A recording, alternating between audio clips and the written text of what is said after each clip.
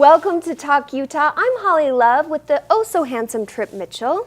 Well, thank you, my dear. I cycled the sports coat. Now, the color thing I'm having challenges on, but you gave me the okay. Men are never good with color. We do not have that gene. You don't have the color gene? Some guys do. I've never been good with that. I can't believe you're admitting this because you always have an opinion on my shoes, well, on I my can nail tell polish. on women, it's just not on men. And you look fetching today. Now, where did you get that shirt, by the way? I do have to hurry and throw out a thank you to Q Boutique, which is on like 2nd East and 3rd South, downtown Salt Lake City. They have the cutest clothes, and I found this little shirt there. Well, and I have to give a shout out to Mari Andretti Racing School that I got a free shirt from. But anyway, I wanted to look good today. You do look good. So I am so proud of myself. I did something today that I do very rarely. What did you do? I went to auto checkout 3 times and did not swear once. Auto and I don't swear checkout. loudly. You know, when you go to the store, I hate those. I like going to a store and talking to a human being. Old school. It's not old school, that's school. That's how things should be. New school is these automated things, and the greatest Where you story can just ever. whip through. No, they're horrible. There was a guy at Home Depot checking out a sledgehammer, a little mini sledgehammer. That sounds bad. It didn't go well. It doesn't go well. So he's going through the process and everything's going poorly. It doesn't ring up. He took the sledgehammer and beat up the self-checker and left the sledgehammer. Oh, well, there you go. And a lot of times I feel, and I'll admit it's an age thing. Younger people like yourself are much more comfortable with it. But I miss the human interaction of talking to people. Even though it's formula, how's your day? It just seems human. When you go through and just put all your stuff through and Nobody knows you were there. You just come in, come out. yeah, exactly. Yeah. Exactly. So I did it this morning. I'm getting better. I remember my dad when he was in his 80s with the ATM machine, and he would talk to the ATM machine. You would talk to the ATM. They would ask him a question, and he would answer audibly, and that was always a little embarrassing. But that being said, Do you talk? I talk when I drive. I talk to everybody. I mean, I kind of enter my cell phone every once in a while if it's not working right. I talk to people, but sometimes probably best that they don't hear what I have to Oh, say. it's always best they don't hear what I have to say when I'm driving. It's kind of, when you've lived in LA, we call it venting. Like, you got to vent to get out the rage, and then you're fine. Like, once you say how you feel about the crazy drivers, then it's over. The worst that ever happened to me was in Vegas, and it was stop and go. Uh-huh. And I cut in front of a truck, I will be perfectly honest, and the guy snapped and had road rage and ran into me and Oh, no. pushed my, and I'm flat on I was driving a Volkswagen Passat. I had the brakes on all the way, and it pushed me into another car. Oh, it was gosh. complete road rage, and the Oh, guy my just gosh. snapped.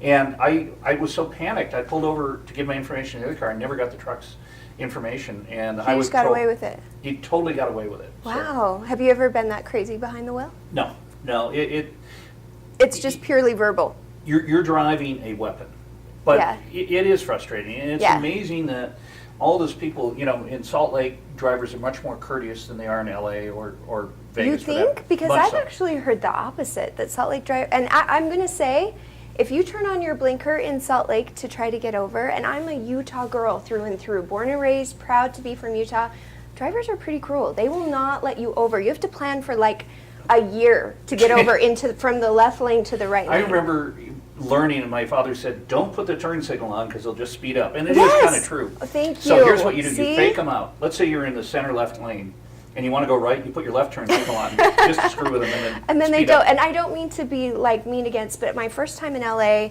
driving there, I mean, it was crazy. I thought I was going to exit right. It ended up being a left exit. I thought, there is no way I'm going to make it across. Holly, having worked with you, this is not a shock. Okay, I directionally challenged, that's true. So I turn on the blinker, and literally people like slowed down, let me in. I got to cross 4 lanes of traffic to get onto the exit in like a short period of time, and they're really nice. It was really nice. Here is a clue to those people who design highways and stuff and signage. If you're going on, let's say you're going on 33rd, and you want to go I-15 south or north, put that sign up a couple blocks ahead saying you need to be in the right lane or left lane. Don't you hate it when you're driving somewhere? Oh my gosh. And that you know that you have to do something to get on the expressway. Yeah. But it could be a left, You have no idea where it's going to be. let us know. The more Give us information. a heads up. Exactly. Otherwise, you end up, in LA, and it's the worst when you're driving in LA. Because you're just lost all the time. How about when they give direct, it sounds like a NASCAR race. You go the 15 to the 4 to the 23 to the 12. 405 to the 5 to the, I know, it's crazy. And when you get it down, you feel like you're so awesome. When you How long kind of did it start take to, you when you were in your acting career? gosh, it probably like 6 months or more before I really felt like I wasn't living with Google Maps, like talking to me constantly. And the hard part, and you commute down from Davis County now, so you don't know what the traffic's like on I-15. And with apps and stuff, you can kind of figure it out a Yeah. little bit.